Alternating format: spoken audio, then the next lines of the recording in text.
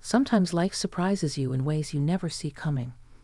And before I tell you what happened that evening in my backyard, I want to say, thank you for being here with me. Go ahead and let me know where you're watching from. I love reading through your comments later.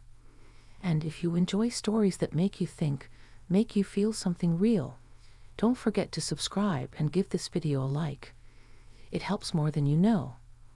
All right, let me take you back to that day. The air was warm, one of those late spring afternoons when the light seems to linger just a bit longer, like it doesn't want to leave you. My backyard isn't anything fancy, just a small patch of grass, a few flower beds that I tend to every morning, and an old wooden bench that's seen better days. That bench has been with me since my husband passed away 10 years ago. It creaks, the paint is faded, but I never replaced it. It feels like him somehow. My daughter Claire had been dating Mark for almost a year. He's the kind of young man you notice right away. Quiet confidence, respectful, polite, always offering to help carry groceries or fix something around the house. I liked him, though I tried not to say it too often. I didn't want Claire to think I was meddling in her life. That afternoon, Claire had left early to visit a friend, and I was out back trimming the lavender when I heard the side gate open. I thought she'd forgotten something, but when I looked up, it was Mark. "Hi, Mrs. Harris," he said, a little hesitant, like he wasn't sure if he was intruding. "Oh, Mark, I thought you two had plans," I said, brushing my hands on my apron. He smiled, that easy, gentle smile of his. "Yeah, Claire called me. She said she'd be running late." I was already on the way, so I figured I'd drop by and say hi. I waved him over. "Well, you're always welcome. Come on in. You can help me with these if you don't mind." He stepped into the yard, the sunlight catching his hair just enough to make it look like there was a halo around it. We started talking. Nothing serious at first, just about the weather, his job at the auto shop, my garden. I noticed how attentively he listened, how he'd look me in the eye when I spoke. Not in that way, but in the way young people sometimes forget to do, with full attention, like your words matter. I asked if he wanted something to drink, and we sat down on the bench with 2 glasses of iced tea. For a moment, neither of us said anything. The birds were chirping, a breeze moved through the lavender, and the world felt still. "You've got a beautiful garden," he said finally. "Claire always talks about how peaceful it is here. I get it now." "Peaceful," I repeated softly. "It wasn't always like this." He glanced at me. "You mean after your husband passed?" I nodded. Took me a while to make peace with quiet. It used to scare me, the silence after everyone leaves. He looked down, thoughtful. "I know what you mean. My mom's place is like that too. Empty after my dad left." There it was, something unspoken that hung between us. Loss. Different stories, same ache. I found myself studying his face, kind, a little sad around the eyes. He wasn't that young boy I first met months ago. There was a depth there, something formed by hardship. I felt a pang of recognition, like looking into a mirror that showed time in reverse. He turned to me. "You must have loved him a lot." "I did," I said, my voice quieter now. "And I still do, in a way." Love doesn't just vanish. It changes form. It becomes something else. Memory, I suppose. Mark nodded slowly, as though he understood more than I expected. "I think that's why I like coming here," he said after a pause. "There's something comforting about being around you. You remind me of the kind of warmth I miss at home." His honesty caught me off guard. It wasn't flirtation, it was sincerity. The kind that doesn't ask for anything, just lays itself bare. I smiled faintly, unsure what to say. "That's kind of you, Mark." He looked toward the sky. "Sometimes I don't know where I belong, but when I'm here, I feel grounded, like things make sense for a while. There was a silence then, not awkward, just full. I could hear the faint hum of distant cars, the wind shifting through the leaves. I realized how long it had been since anyone had said something that honest to me. I reached over and touched his arm lightly. "You'll find your place," I said. "You've got a good heart. Don't let the world make you doubt that." He looked at my hand, then at me, and for a second, our eyes met in that way that says more than words ever could. Respect, understanding, and something deeper, something neither of us wanted to name. He smiled again, softer this time. "You always know what to say." I laughed quietly. "That's just age talking." "No," he said, shaking his head. "It's wisdom. There's a difference." The sun had started to sink lower, painting everything gold.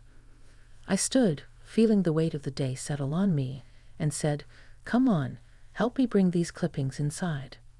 He followed me toward the kitchen door, and for a moment I caught our reflections in the glass. Him behind me, tall and young, me older, still holding pieces of my past in my hands. Something had shifted between us that evening, though I couldn't name it yet. It wasn't about romance, not exactly. It was about recognition. Two souls from different times in life, understanding each other without saying it out loud. Later, after he left and the yard fell quiet again, I sat back down on that old bench. The air was cooler now, scented with lavender and memory.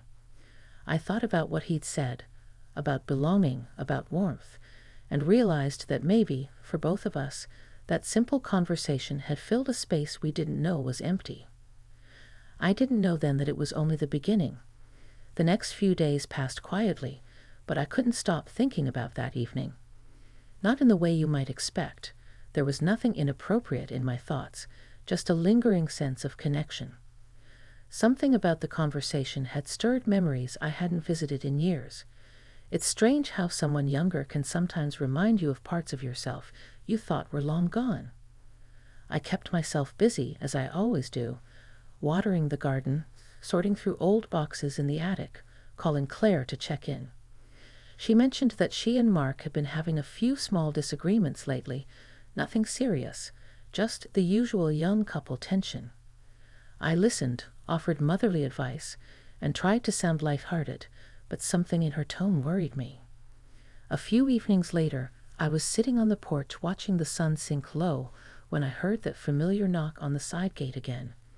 My heart gave a small, inexplicable jump. "Mark?" I called. "Yeah, it's me," came his voice, a little subdued. When he stepped into view, I could tell something was off. His usual calm demeanor was replaced with a heaviness, the kind that sits on your shoulders when you've been carrying too much. "Hey," I said softly. "You okay?" He hesitated before answering. "Claire and I had a fight." I motioned for him to come in. "Sit down. Tell me what happened." He sank onto the porch step, elbows resting on his knees. "It's not really a big thing, I guess. She thinks I'm not serious enough about our future. She's talking about moving to another city for work, and I don't know if I'm ready for that kind of change." I nodded slowly. Change is hard, especially when you're young. You think everything has to happen right now. He gave a small, rueful laugh. "Yeah, she's got plans, and I'm just trying to figure out who I am." I handed him a glass of water, then sat beside him. The night air was still warm, but softer than before, carrying the scent of freshly cut grass. The sky was streaked with pink and violet. We sat there for a while without speaking, just listening to the sound of crickets beginning to hum. "You know," I said finally, "when I was your age, I thought I had everything figured out.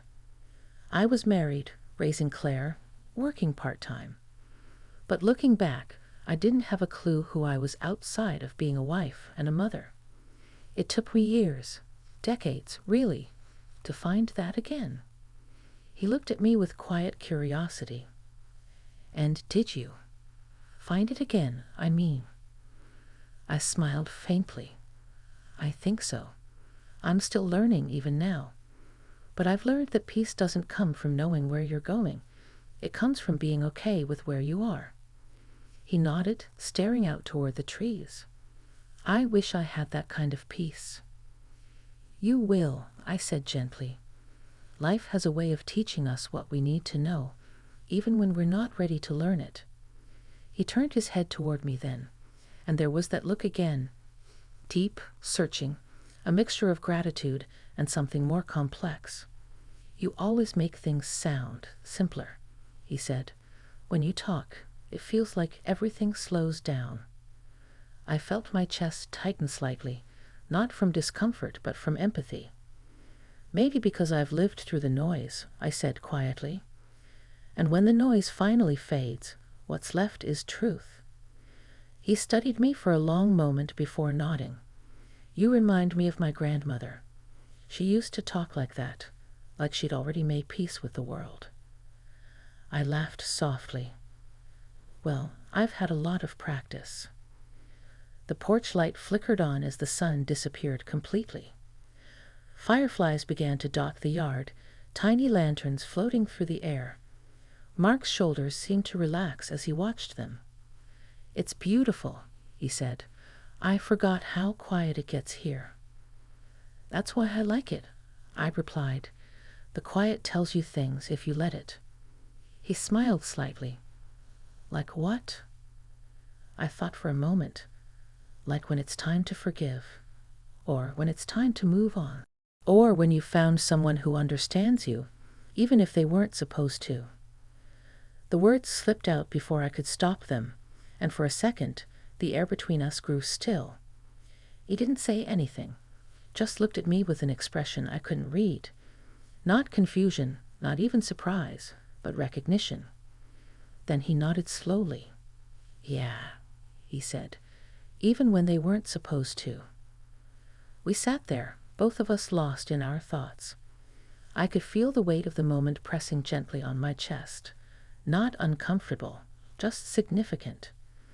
Eventually I stood up and said, "Come on, let's get you something to eat. You shouldn't face life's troubles on an empty stomach." He laughed, a soft, grateful sound. You sound like my mom. I'll take that as a compliment, I said. Inside, the kitchen lights cast a warm glow on the walls. I made him a plate of leftover casserole while he leaned against the counter, watching me. It felt natural, easy, like two people who understood the rhythm of each other's silence. When he finished eating, he thanked me and said he'd head home. I walked him to the door, and just before he left, he turned and said, "You know, Mrs. Harris, I'm really glad I came here tonight." I smiled, but something in me stirred at his words. So am I, Mark. He lingered a moment longer, as if there was more he wanted to say, but then he nodded and stepped out into the night. After he left, I stood at the doorway for a long time, staring out into the dark. I couldn't quite explain what I was feeling, something between concern and warmth, between reflection and curiosity. It wasn't about him as my daughter's boyfriend anymore. It was about the strange way life brings certain people into your path right when you need them most. I turned off the porch light and went back inside, but the house felt different somehow.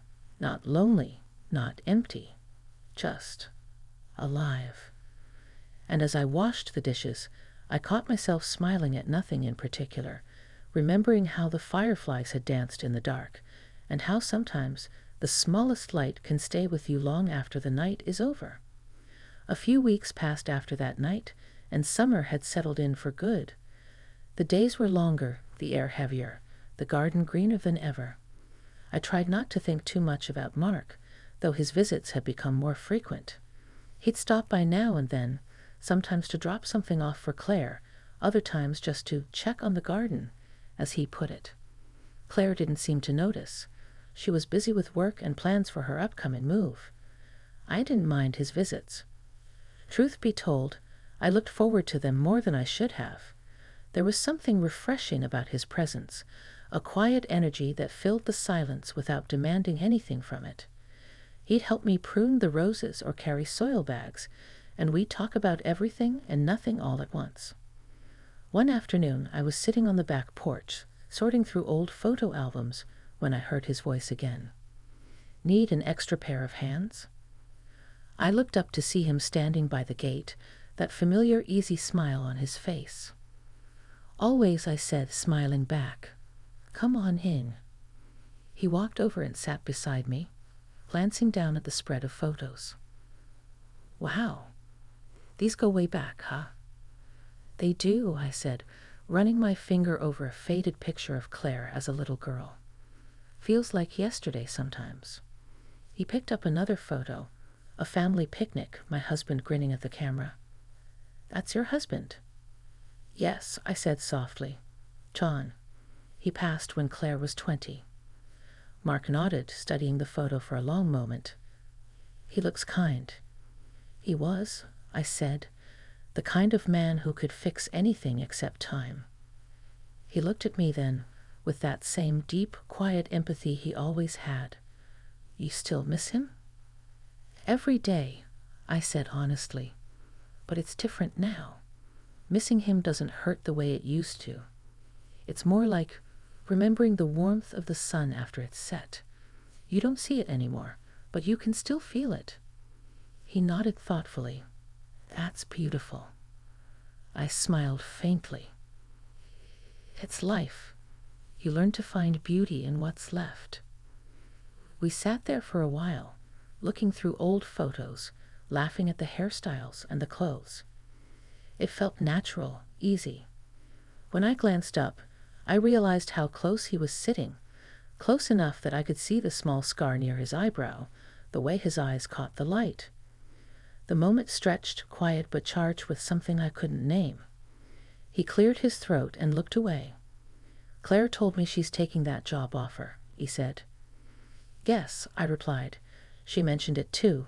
It's a good opportunity." "Yeah," he said slowly. "It is." The way he said it made me pause. "You don't sound happy about it." He shook his head slightly. "I am. Or I want to be. I just don't know what happens next for us." "Long-distance relationships are tough," I said gently. "I know," he said, "but it's not just that.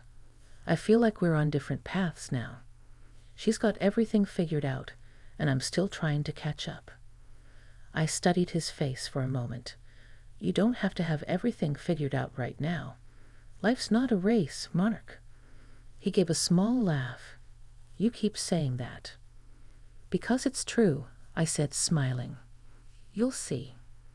He looked at me then, and there was something unspoken in his eyes, something I didn't dare acknowledge, but couldn't ignore. Gratitude, yes, but also confusion, maybe even longing. It wasn't about romance or attraction. It was about connection, deep and human, the kind that defies labels. "I don't know what I'd do without you sometimes," he said quietly. "Don't say that," I replied softly. "You'd be just fine. You're stronger than you think." He shook his head. "No, I mean it. You listen. You understand. Nobody really does that anymore." I wanted to tell him that understanding comes from surviving, from living long enough to see the same mistakes in different faces. But instead, I just smiled and said, "That's what friends do." He looked down at the photo album again. "Friends," he repeated, as if testing the word. The air between us felt heavier somehow, not uncomfortable, but thick with everything we weren't saying. I got up and walked to the edge of the porch, needing a breath of air. The sun was setting behind the trees, the sky streaked with orange and gold.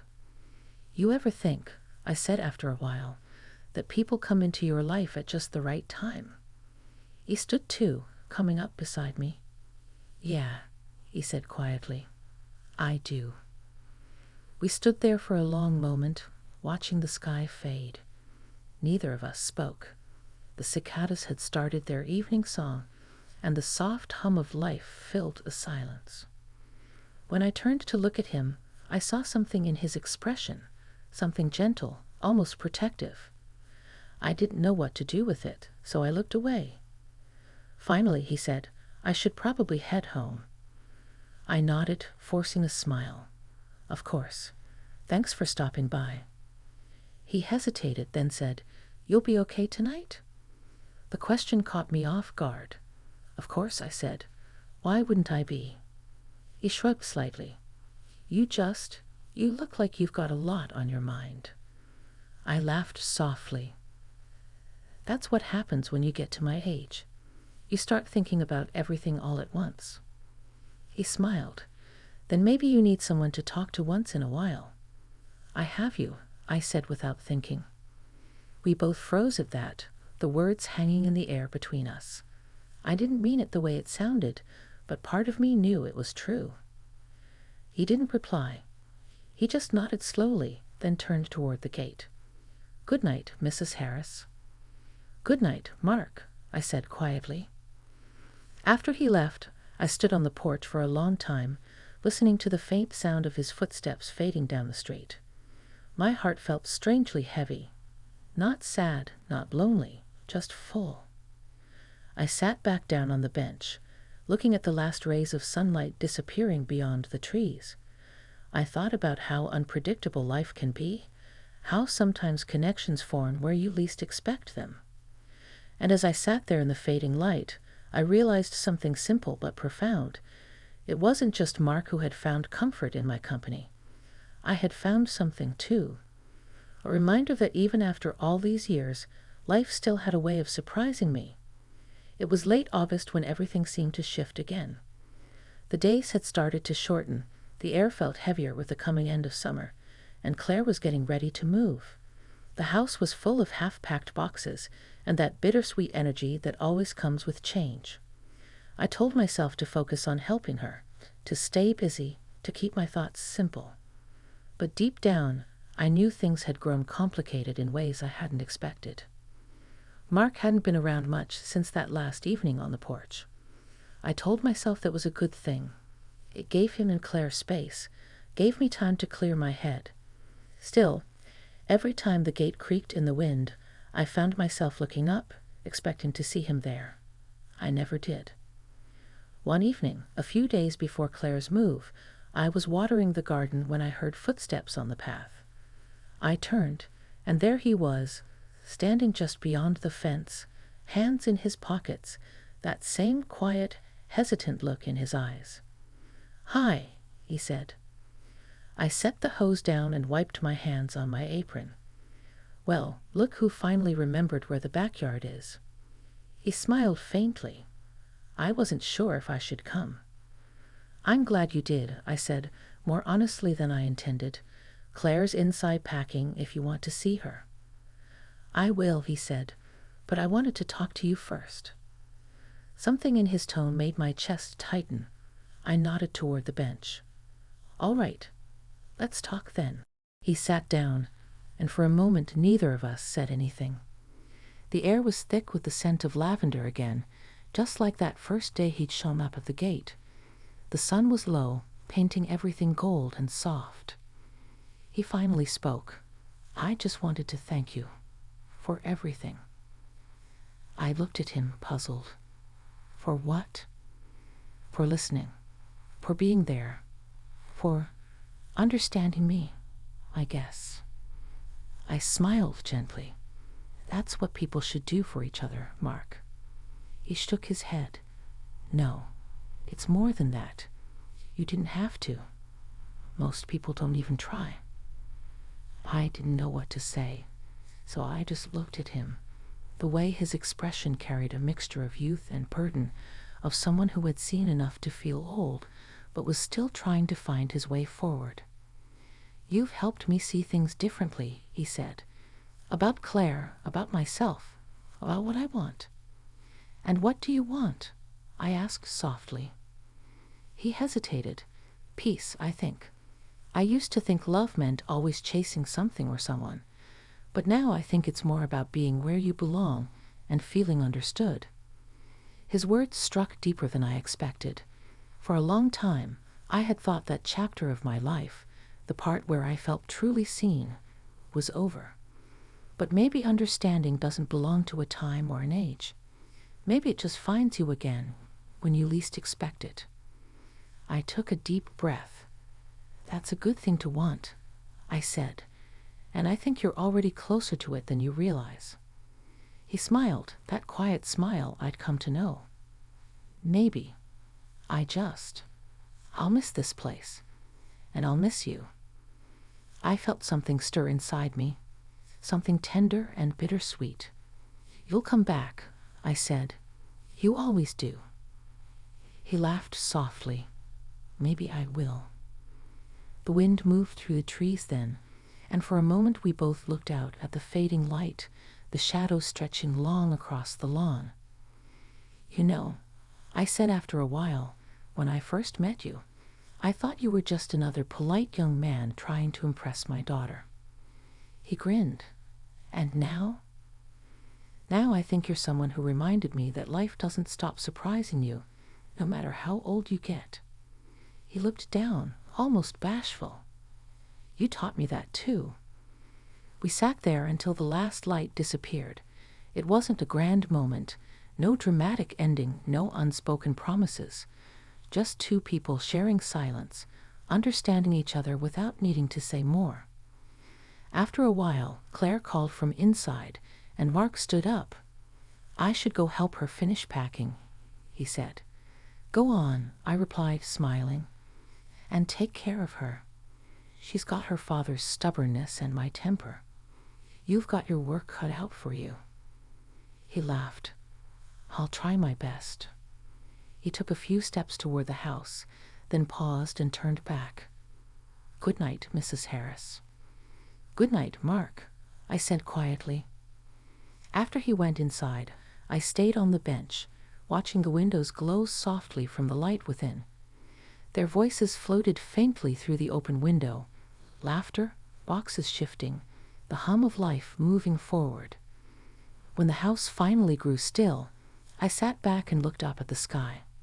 The stars had begun to appear, scattered like pieces of memory across the dark. I thought about everything that had happened, the conversations, the silences, the moments that had somehow changed me without me noticing.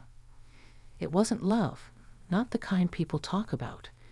It was something gentler, deeper, an exchange of understanding, of kindness, of what it means to be human and seen. I realized that Mark hadn't just come into my life because of Claire. He'd arrived at a time when I needed reminding that connection doesn't end with age, and that being known, truly known, is one of the quietest forms of love there is. When the wind brushed through the garden, carrying the scent of lavender once more, I closed my eyes and smiled. Life, I thought, still has a way of blooming, even after the seasons have changed. And as the night deepened, I felt something like peace settle over me at last.